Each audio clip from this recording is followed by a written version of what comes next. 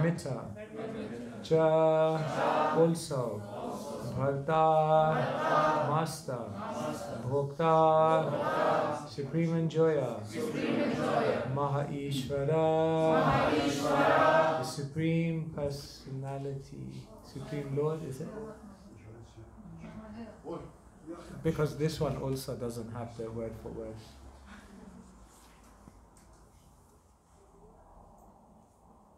The Supreme Lord, Paramatma, the Super Soul, Iti, also, Cha, and, Api, indeed, Ukta is said, Dehe, in the body, Asmin, this, Purusha, enjoyer, Para, transcendental.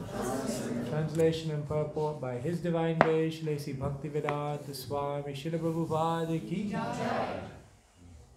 Yet in this body there is another, a transcendental enjoyer, who is the Lord, the Supreme Proprietor, who exists as the Overseer and Permitter, and who is known as the Super Soul. So I'll read the first paragraph and we'll discuss that, and then maybe we'll read the second paragraph later or perhaps tomorrow, because there's a lot already here. Srila Prabhupada's purport. It is stated here that the Super Soul, who is always with the individual soul, is the representation of the Supreme Lord. He is not an ordinary living entity. Because the monist philosophers take the knower of the body to be one, they think that there is no difference between the Super Soul and the individual soul. To clarify this, the Lord says that He is represented as the Paramatma in every body. He is different from the individual soul. He is Para, transcendental. The individual soul enjoys the activities. I think Dan? Oh, now we've gone to the introduction. Is it?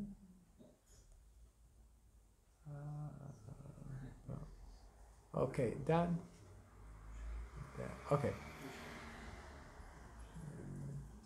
Okay, so the Super Soul, the Paramatma, has legs and hands everywhere, but the individual soul does not. And because the Paramatma is the Supreme Lord, He is present within to sanction the individual soul's desiring material enjoyment. Without the sanction of the Supreme Soul, the individual soul cannot do anything. The individual is Bhukta, or the sustained, and the Lord is Bhokta, or the maintainer. There are innumerable living entities, and He is staying in them as a friend. We'll read the rest as we go. Srila Prabhupada Ki. Om Jnana Timirandhasya Jnananjana Shalakaya Chakshur Militam Yena Tasmai Shri Gurave Namaha Shri Chaitanya Mano Bhishtam Stapitam Yena Bhutale Swayam Rupa Kadamayam Dadati Swapadantikam Vandeham Shri Guru Shri Yuta Padakamalan Shri Gurun Vaishnavanscha Shri Rupam Sagrajatam Sahagana Raghunathanvitam Tam Sajivam Sadvaitam Savadhutam Parijana Sahitam Krishna Chaitanya Devam Shri Radha Krishna Padan Sahagana Lalita Shri Vishakhan Vitamscha He Krishna Karana Sindhu Dinabandhu Jagatpate Gopesha Gopika Kanta Radha Kanta Namostute Tapta Kanjana Gaurangi Radhe Vrindavaneshwari Vrishabhanu Sute Devi Pranamami Hari Priya Vanchakalpatarubhyascha Kripa Sindhubhya eva cha Patitanam Pavanebhyo Vaishnavebhyo Namo Namaha Shri Krishna Chaitanya Prabhu Nityananda, Shri Advaita Gadadhara Shrivasadi Gaura Bhakta Vrinda, Hare Krishna, Krishna Krishna, Hare Hare, Hare Rama, Rama Rama, Hare Hare. Srila Prabhupada ki. So in this verse, Krishna is revealing something incredible. For a moment, you can look down towards your heart and you can you can know, according to the Bhagavad Gita, that Krishna is right there with you. Krishna is traveling with every single living entity as the super soul. There's not a moment in life when you are alone, because Krishna is always there. He's like the eternal CCTV. Krishna is there. Does the Paramatma exist in the spiritual world? No. Because here in the verse, Krishna explains that the Paramatma has two features, the Upadrashta and the Anumanta. Upadrashta means the super soul is with the living entity because the super soul is overseeing everything. He's keeping an eye. He's making sure that the living entity is supplied with whatever is necessary to move through this world. And the second feature of the super soul is Anumanta. Nothing can be achieved in life unless Krishna sanctions. And therefore Anumanta means the permitter, one who allows or sanctions things to happen. Therefore many people may desire many things and they may work very, very hard, but ultimately only if Krishna sanctions will that thing come to pass. And therefore while the living entity is away from the spiritual world trying to navigate this material world, then the Lord comes to oversee and to permit. But once the living entity goes back to the spiritual world, once the living entity goes back to their eternal home where they relate to Krishna in his personal feature, then there's no more need for the super soul. And therefore the super soul only exists to accompany the individual soul in this world. The super soul is actually perceived by the great devotees. Isn't it in Bhagavad Gita, you see sometimes we have that picture, and what does that picture say? Vidya vinaya shampane brahmane gavihastini sunni chaiva svapake cha pandita samadarshina. Darshan means to see. It comes from the Sanskrit word drishya. Like here, Krishna is upadrasta. Upa means over. Upadrasta means the overseer. So darshan means to see, from drishya. And therefore the great souls are samadarshina. They see everything and everyone equally. Why? Is it because everyone is the same? Not necessarily, but everyone is the same in the sense that the super soul is within every single being. And therefore, whether a cow, an elephant, a dog, or a dog eater, the great souls see with equal vision, with equal respect, because they understand that within each one of these living entities, the super soul is there. And therefore, respect must always be shown to all living entities. So the great souls are perceiving the super soul. One time Srila Prabhupada was in a news reporter, came to him and he said, Swamiji, where do you get your money from? I mean, these are deep theological questions. He wanted to know, deep philosophical queries. Where do you get your money from? So you know what Srila Prabhupada's reply was? He said, we get it from Krishna. He said, yeah, I know Krishna and all of that, but specifically, where do you get your money from? I know you got the Krishna idea and all that, but where do you get your money from? So Prabhupada said, Krishna is in your heart. And if we tell Krishna in your heart to tell you, give the Swami $2,000, you will have to give. So he started looking, he got a bit scared. He goes, maybe I shouldn't hang around here too long, you know, maybe you'll start speaking to my super soul and I'll give all my money to you.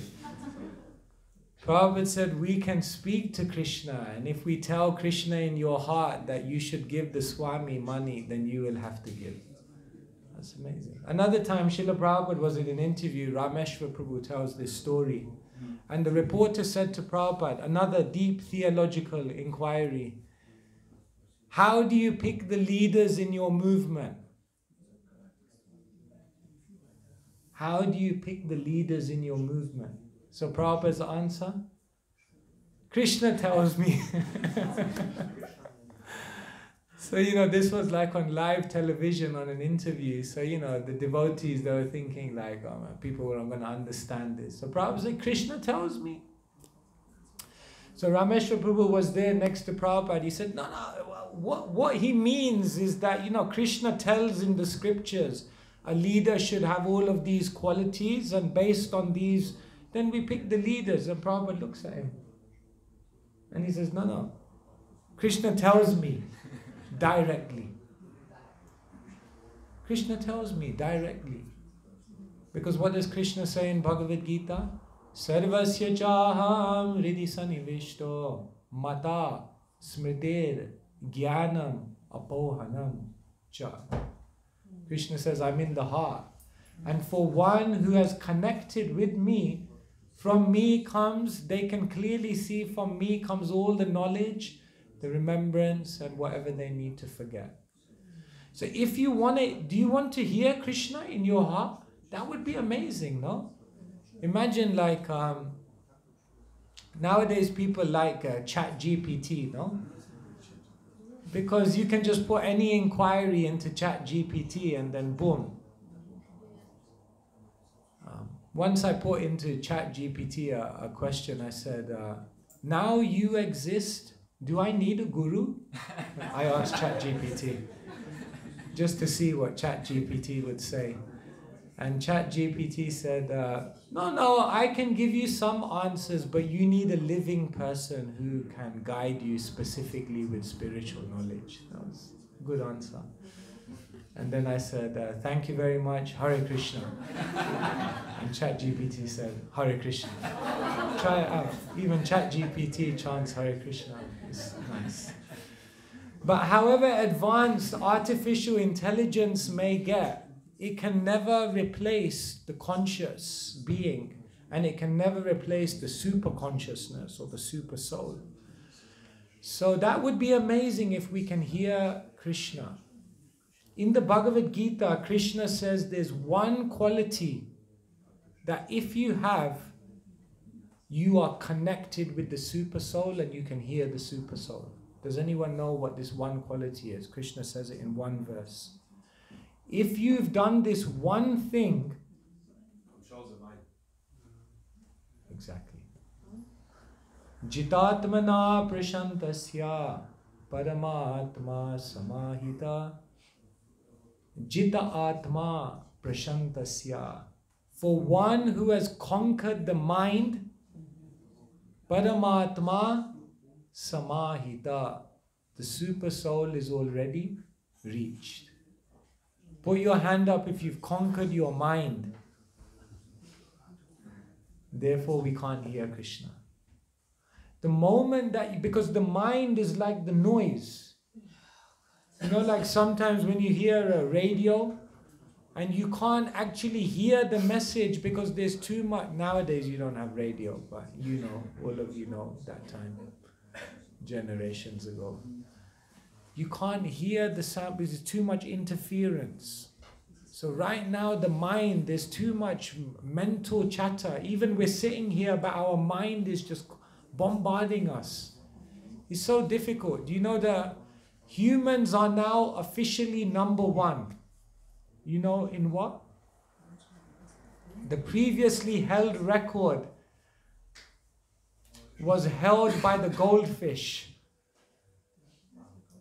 And the record that the goldfish held was that it had an attention span of 9 seconds. But congratulations, humans are now the winners. Because it said that the average human being can't concentrate for more than 8 seconds. Because the mind is bombarded. Like, how many of you have an iPhone? Okay. So, an average iPhone has 64 gigabytes of data. I mean, you can get a better one as well. But obviously, we're devotees, so simple living, high thinking. But that, 64 gigabytes of data on your iPhone. You know what they say in the world today? How much data the average human brain processes in a day? If you add it all up, like the social media, the messaging, the decisions, the 300 gigabytes of data is going through the mind every day. And therefore, people just can't concentrate. People are so disturbed. People are practically, they just can't, their mind is all over the place. It's a big problem. So jitatmana prashantasya, because we're struggling so much with the mind, we can't get that clear connection with Krishna. But here Krishna says, I'm in the heart. I'm overseeing, I'm permitting, and I'm on the journey with you. And I'm watching very, very closely every single thing you do. Krishna is watching everything. One great teacher, he says, Krishna specifically looks at what you do in 2 situations. If you really want to know where you are at in your spiritual life, then observe yourself in these 2 situations, how you act. You want to know what those situations are? And Krishna is very much present in those situations. Number 1, observe yourself when you're alone. And number 2, observe yourself when you're in suffering. If you really want to know where you are at, if you really want to understand what is the state of your consciousness, if you really want to understand what is the depth of your devotion, then observe yourself as Krishna does, because he's in your heart. Number 1, when you're alone. Because oftentimes when we're in public, then we are feeding off the energy of everyone else, and because we're so concerned about what people think about us, therefore we act sometimes way beyond what's actually really within our heart.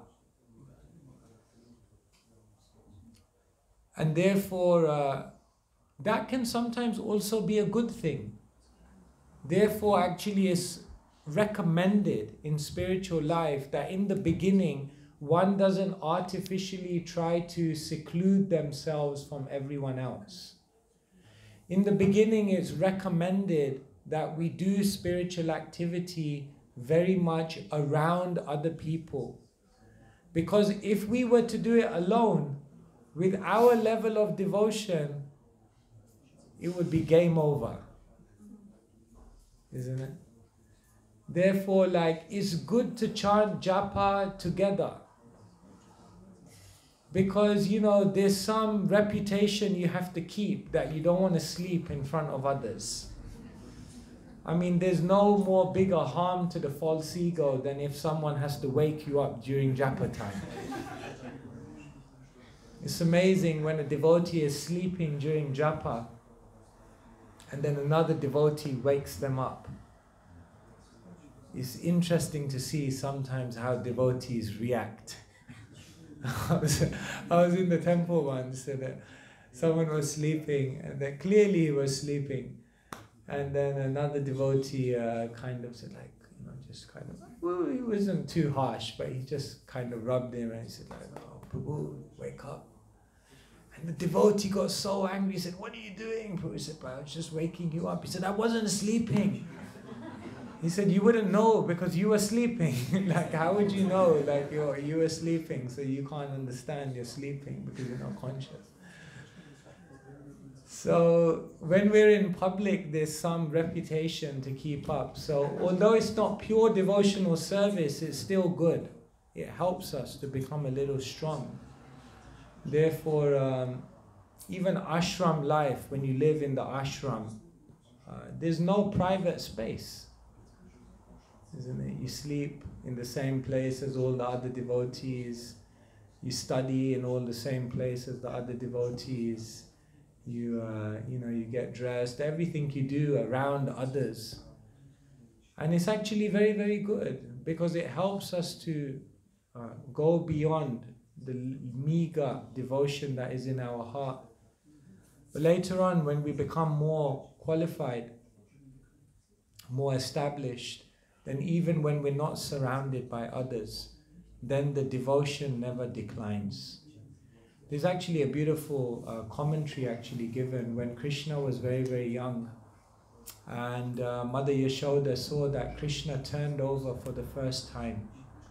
Then when a baby turns over for the first time and tries to walk, then this is a great cause of celebration, because it marks the baby becoming mobile in the world for the first time. And therefore Mother Yashoda had a beautiful festival. She invited everyone. "Oh, Krishna has turned on his back now. Krishna will begin acting in the world."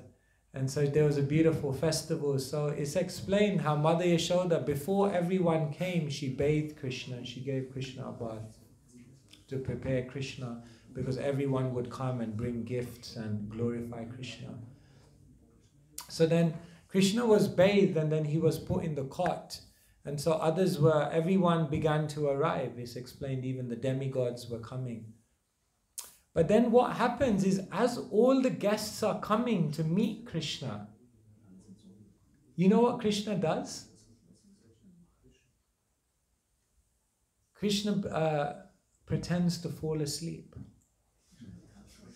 Now generally after you've had a bath, then it's not that the next thing you do is you fall asleep. That's generally the time when you're most awake, right? But it's interesting that when the guests start arriving, then Krishna pretends to fall asleep. Do you know why that is? One commentator explains why Krishna does that. Anyone want to have a guess?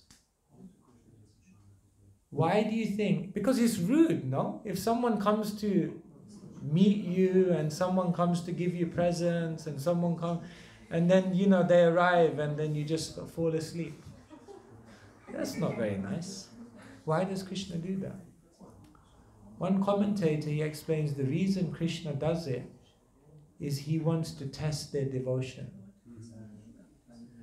Because some people, they will only come and act very devotionally and give a present and give something from their heart only if someone is watching. So Krishna wanted to see, if I close my eyes and pretend to be asleep, who still comes in and acts with as much devotion and still gives the gift, not because they want to impress me, not because they want to show me something, not because they want, but just because that love is in their heart and they have to let that love out, whether I see it or I don't see it. That's a very nice point, no? That sometimes we only express our devotion when we see that other people are seeing what I'm doing. If nobody's around, if nobody's going to glorify me, if no one's going to see this, then what's the point? I'll come back when there's an audience.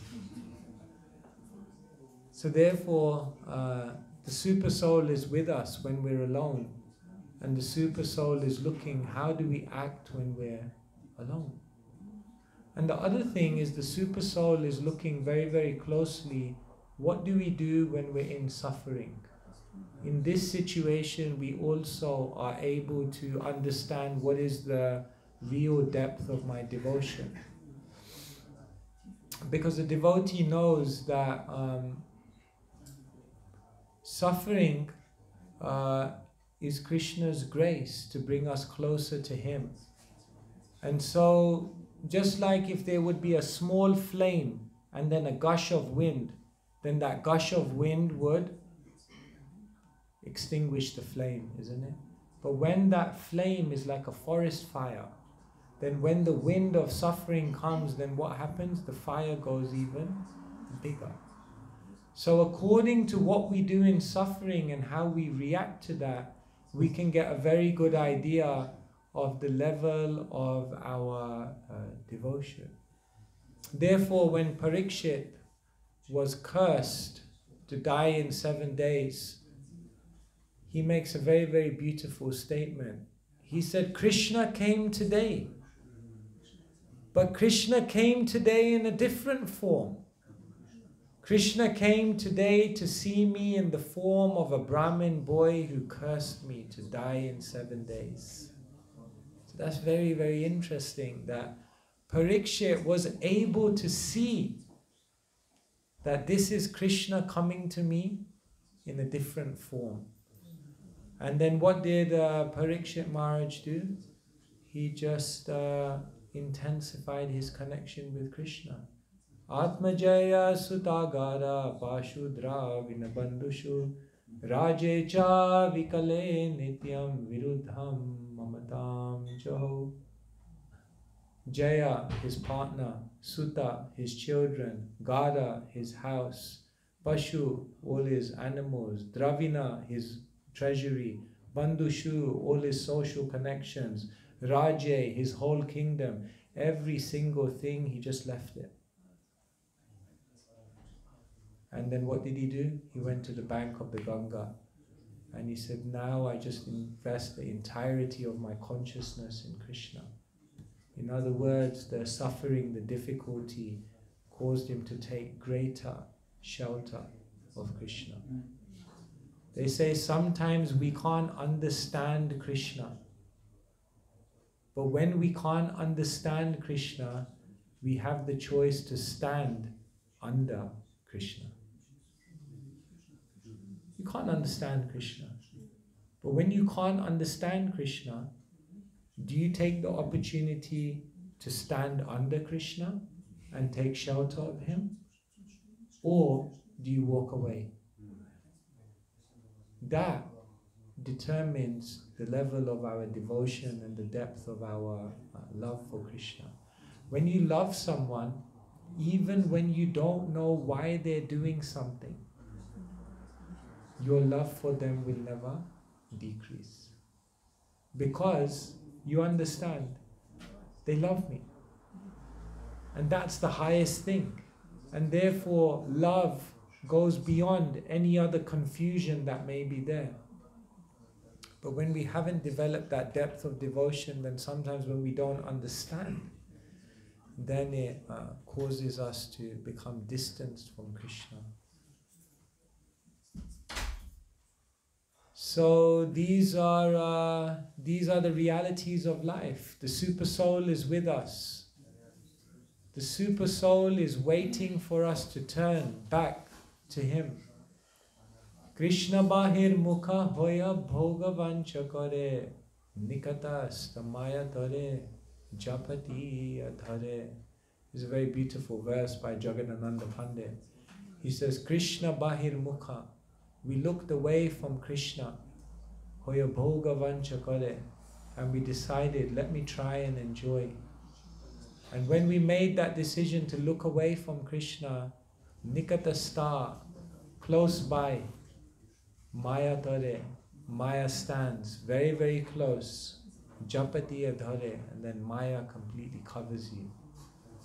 So Krishna is waiting for us to make the decision to want to escape that illusion of Maya. And all it means we have to do is turn our face again towards Krishna.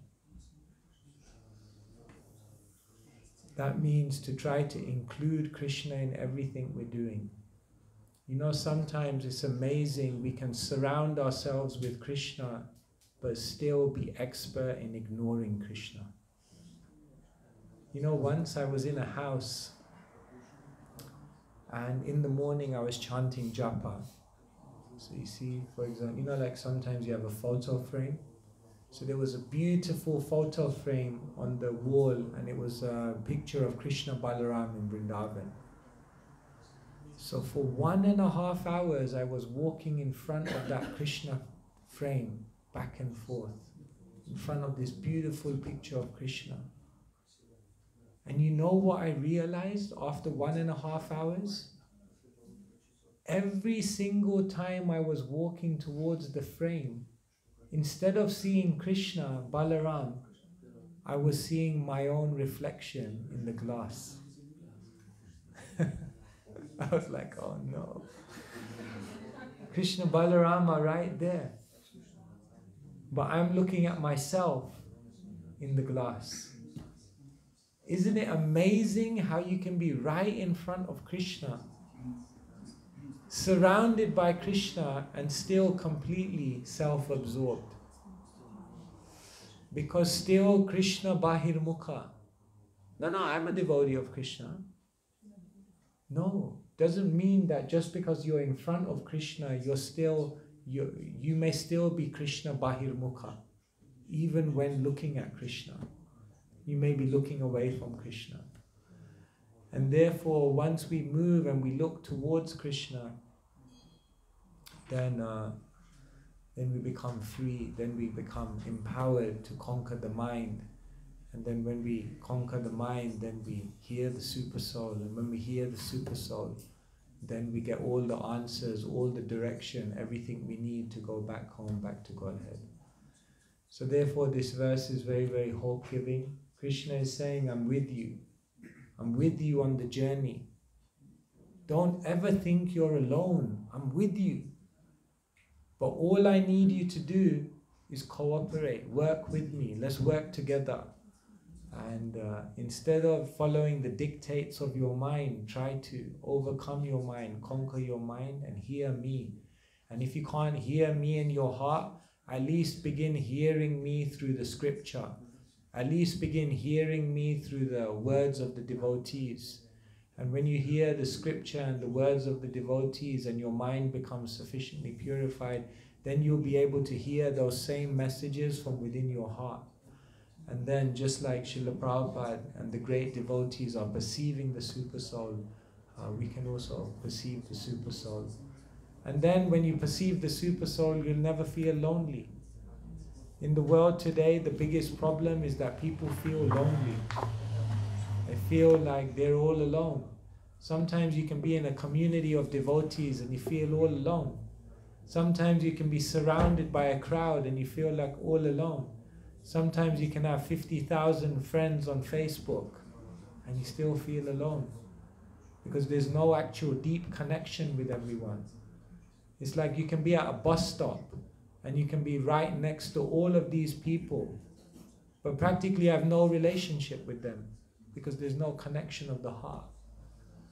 So when we connect deeply with Krishna, then we never feel alone. And we feel empowered in every single situation. So in this way, Krishna is giving us a lot of hope. Hare Krishna, Krishna Krishna, Hare Hare, Hare Rama, Rama Rama, Hare Srila Prabhupada ki jai. So I guess we have some minutes. If anyone has any questions or comments or anything you'd like. Yes.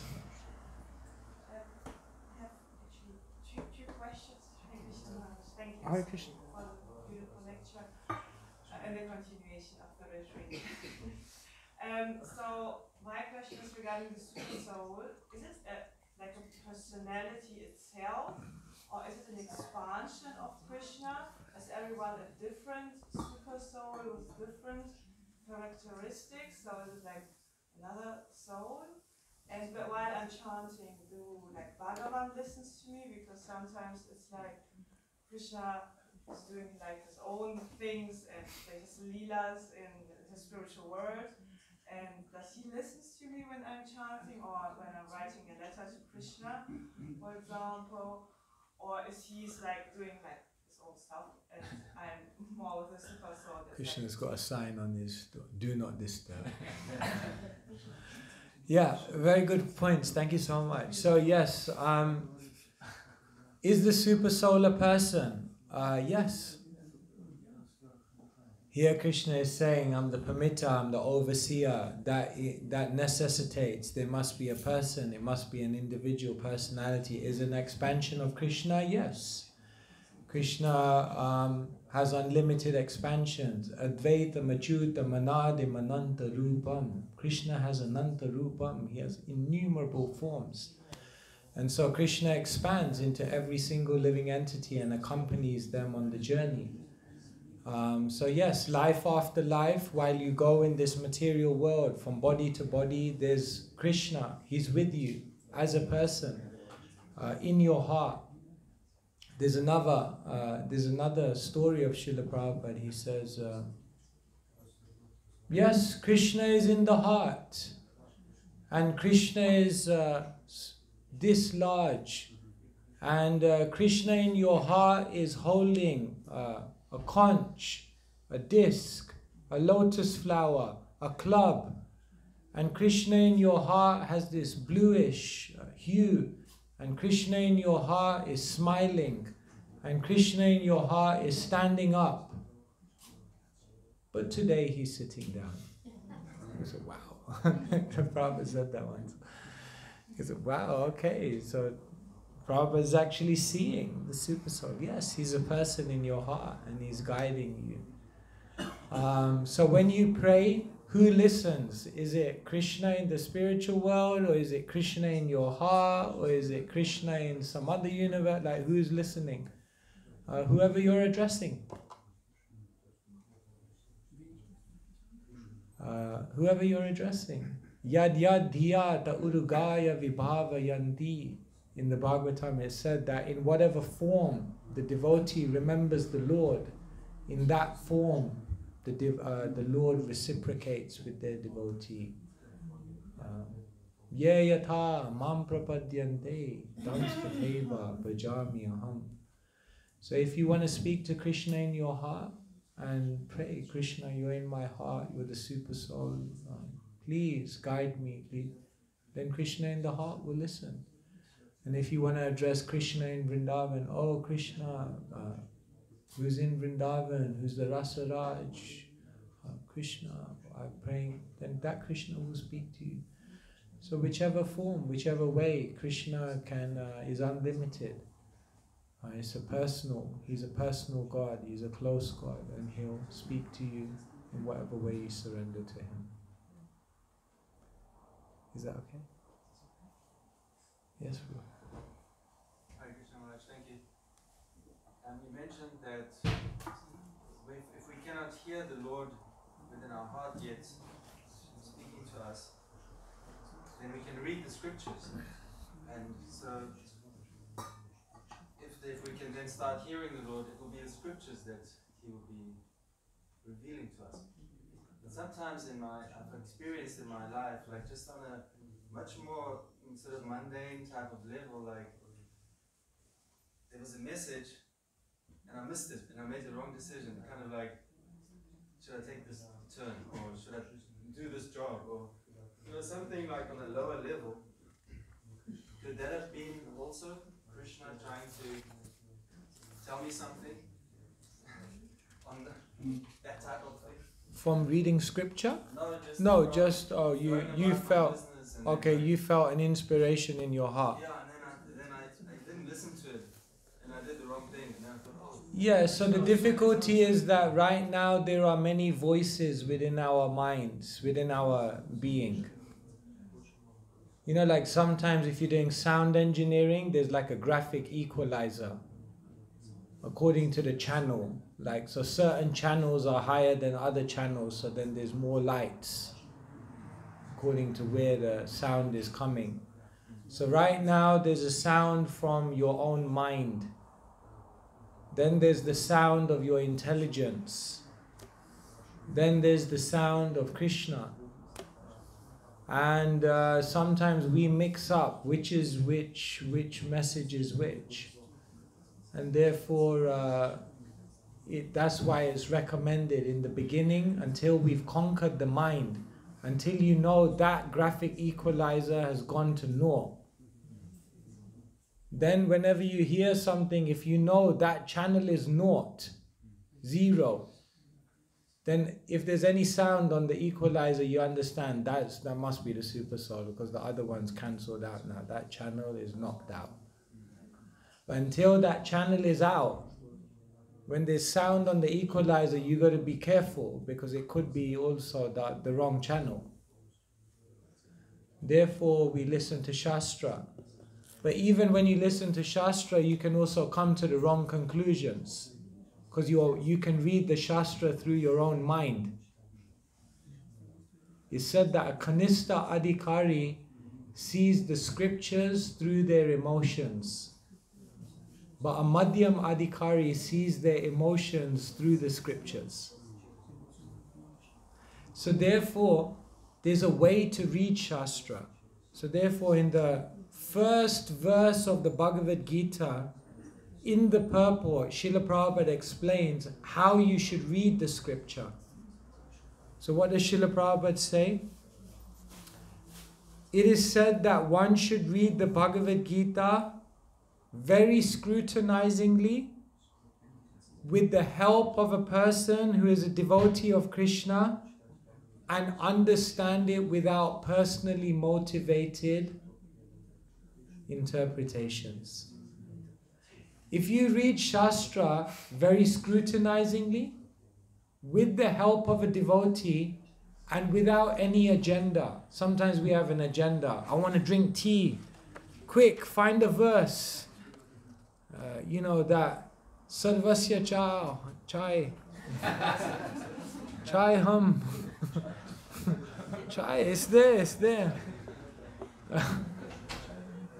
No, you can't go and try to find something there to justify. You have to try to understand it. So do you remember? You have to understand Shastra. Number one, what was it? Oh, you already forgot. Very scrutinizingly. Number two, with the help of a devotee. Number three, without personally motivated. So when you read Shastra like that, then you hear Krishna. And then when you hear Krishna, if you act based on what Krishna is saying, then you'll become purified. And when you become purified and your mind is conquered, then you'll hear that from within. Therefore he said, Dharmasya tattvam nihitam guhayam mahajano yena gata sapantha. The secrets of Dharma are hidden where? In the heart of the pure devotee. Because in the heart of the pure devotee, there's only one voice which is permeating the heart of the pure devotee. And which voice is that? The voice of Krishna. And therefore, because the voice of Krishna is permeating within the heart of the pure devotee, the hidden truths of Dharma are all within the heart of the pure devotee. So then Shastra is being revealed to you from within your own heart. Therefore the great souls like the Goswamis, they just close their eyes and they're writing Shastra. How can you do that? Sanatana Goswami, in his trance, you know what book he writes? The Brihat Bhagavatamrita. So what happened is when Parikshit Maharaj heard the whole Bhagavatam for 7 days, and then he was going to get cursed to die. So after Sukadev Goswami finished the narration, Parikshit Maharaj was walking where he was going to eventually get bitten to, cursed and die. But in that gap, on the way, he met his mother, Uttara. And his mother looked at Parikshit and said, "You've heard so many amazing things in the last 7 days. Can you tell me the essence of what you heard? So then Parikshit had a conversation with his mother Uttara. Shishi Vijay. Sorry,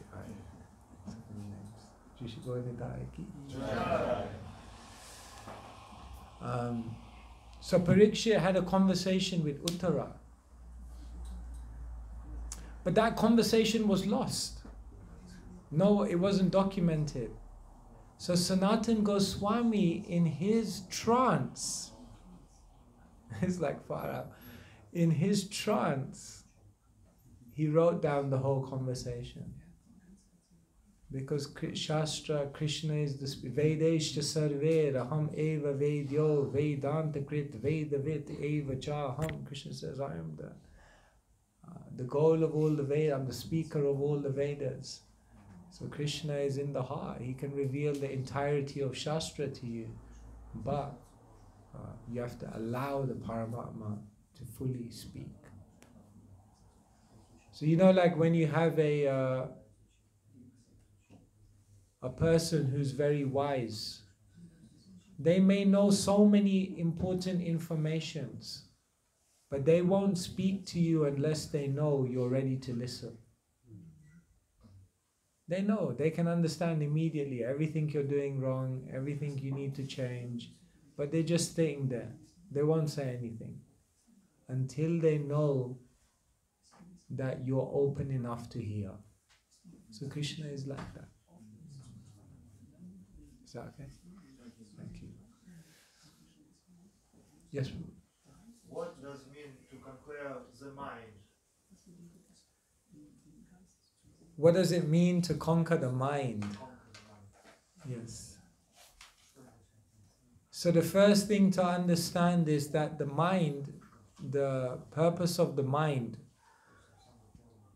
is to come up with different options. Sankalpa, vikalpa. Accepting and rejecting. So the mind is coming up with many ideas based on previous memories, based on different impressions, based on different desires that you've cultivated. And so the mind is at the moment not a very reliable source to follow. And to conquer the mind means, instead of identifying with the mind and all of those things that the mind is coming up with, it means to identify the mind and understand that this is just a storehouse of different ideas and impressions and desires that are coming up according to what I've done in the past, and I don't need to take it seriously. So to conquer the mind means to place your intelligence, spiritualized by Krishna, above the dictations of the mind. Does that make sense? So there's the voice of the mind, all the ideas, and then there's the voice of the spiritualized intelligence. Now, which one do you place above which? If you've conquered your mind, it means you put this one above the mind. But if you're the servant of the mind, even though you know everything that's good for you, still you go with your impulse. Yeah.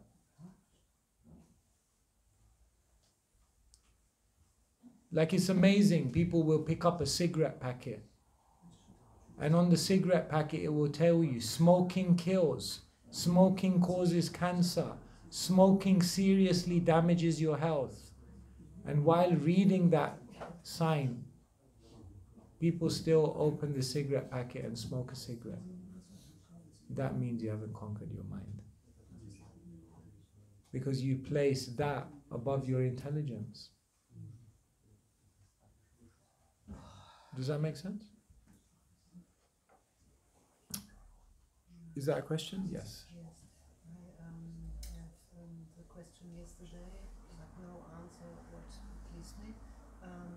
You say the super soul, Paramatma, is in the heart, and I ask, in the physical heart, no, I think in the chakra, in the heart chakra, and it's saying the Shastras don't mention it clearly. isn't right. So you're saying where exactly is the super soul situated? Yeah.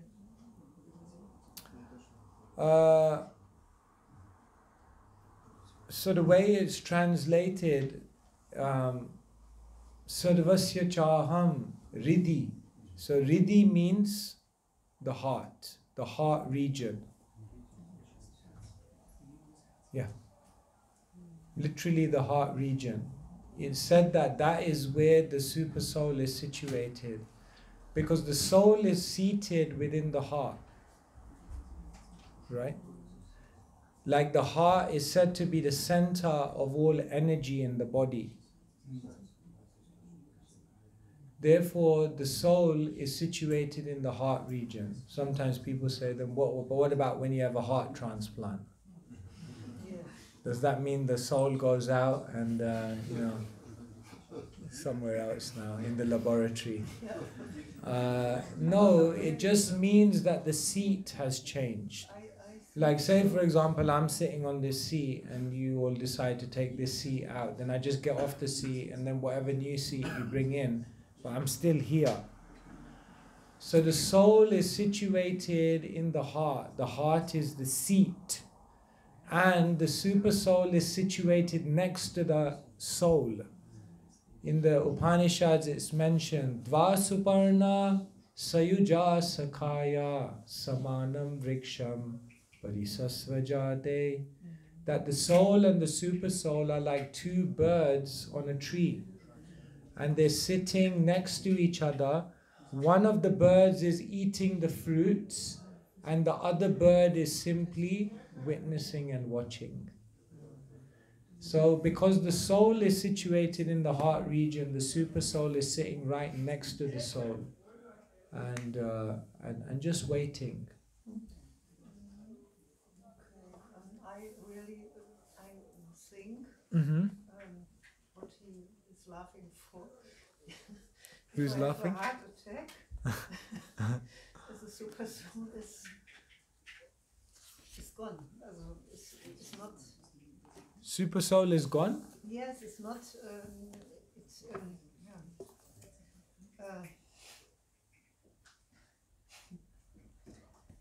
Yeah, I can't imagine. She isn't gone. Okay.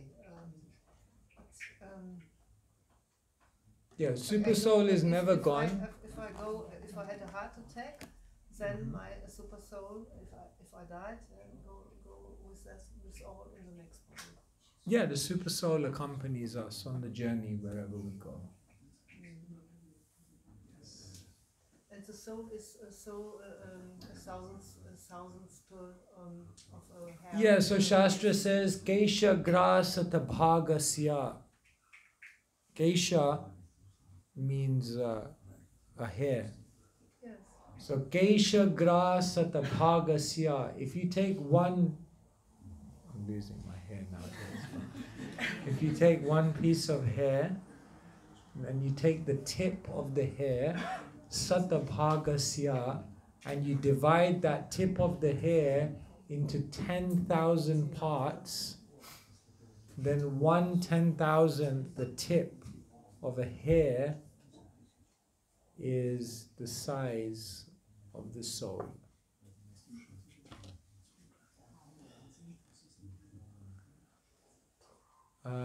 You had a question? Yeah. And then we'll go to Sadvesh.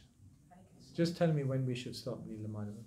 I experience sometimes that I read something at home, like today I read in Prabhupada's books with a heart transplantation, that the super soul, it's like a seed, you change the seed. Yeah. And it is continued here, the theme. And this shows me that Krishna is guiding me through Oh, you're saying you everywhere. read it today and then we're talking about it today. Yeah, Therefore, yeah, Krishna yeah. is guiding it. Through several persons and through Yeah, scripture. it's like that. You can, something can happen and, Krishna his messages are there. He's on the journey. He's telling us. I tell you an interesting thing happened to me once. I went to India. So I went to so many holy places, and when you go to every holy place, then you you dip your beads into all the holy rivers and all of that to get all the blessings, you know. We need all the help we can get with chanting japa. So I came back from India with like my beads, which were like, went to every holy river, you know, it was like a lot of blessings there, you know. Anyway, I came back to London and I was on Sankirtan and I left my beads in my book box.